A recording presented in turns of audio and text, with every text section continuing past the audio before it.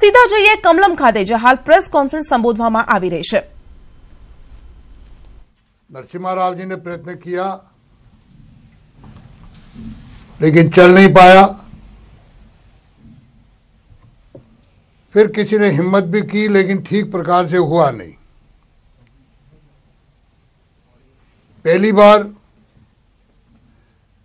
संविधान में संशोधन करके अब तक 49.5% जो आरक्षण था उसको न छेड़ते हुए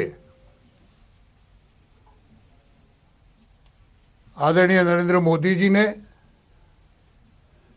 कॉन्स्टिट्यूशन अमेंडमेंट करके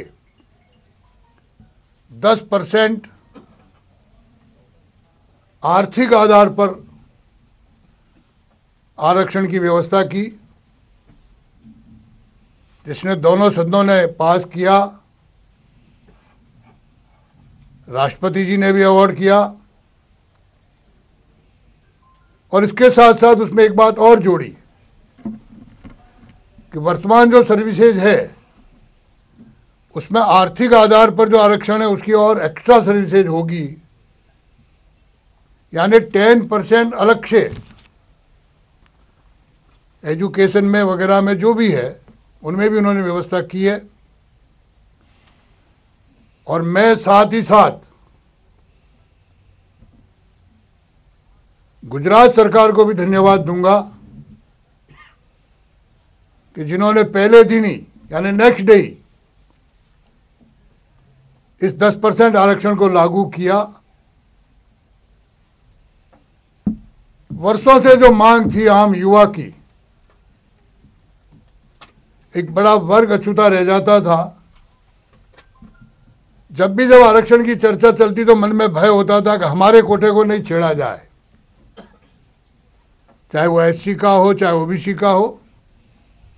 लेकिन ऐसी अच्छी व्यवस्था पहली बार हुई है देश में।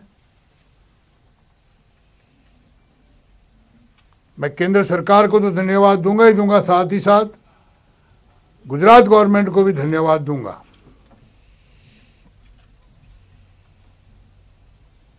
चुनाव नजदीक है और चुनाव प्रभारी के नाते मेरा यहां आना हुआ है। गुजरात मेरे लिए नया नहीं है। लगभग 2004 से मेरा लगातार गुजरात में चुनाव की दृष्टि से आना होता रहा है। गुजरात में जो संगठन का हमारा ढांचा है वो बहुत ही मजबूत है। ये जो पेज प्रमुख पन्ना प्रमुख की जो चर्चा हमने चलाई वो यहीं से शुरुआत हुई। और जिस प्रकार से पिछले 4-5 वर्षों में हमने बूथ को केंद्रित किया है, पिछले लोकसभा चुनाव में भी मैं यहीं था और उस समय लगभग 80% बूथ इंचार्ज और पेज इंचार्ज हमारे कंप्लीट थे।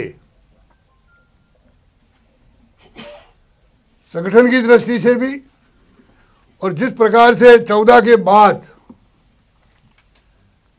देश भर में एक जो वायुमंडल बदला है, आजादी के बाद पहली बार देश में एक ऐसा प्रधानमंत्री हुआ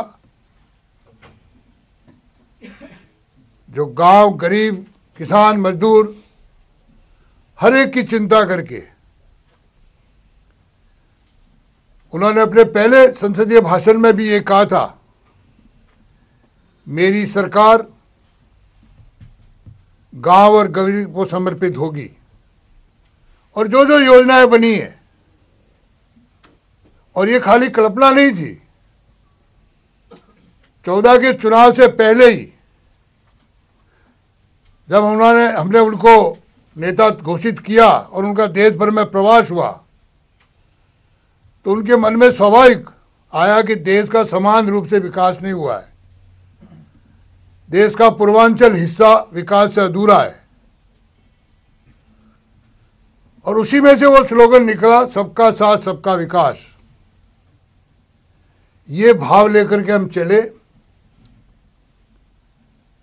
जनता ने नेतृत्व को स्वीकार किया है हम लगभग काफी बड़े क्षेत्र में इस समय 16 प्रांतों में हमारी सीधी हमारे सहयोगी की सरकार है और देश ही नहीं 14 से पहले हमारे देश का नेतृत्व इन्फिनिटी कॉम्प्लेक्स में जिया था। मन में एक भय रहता था, शायद अमेरिका जाएंगे रशिया नाराज होगा, रशिया जाएंगे चीन नाराज होगा, चीन जाएंगे जापान नाराज होगा। उस सारे बैरियर को तोड़ के नरेंद्र मोदी जी ने पूरे विश्व में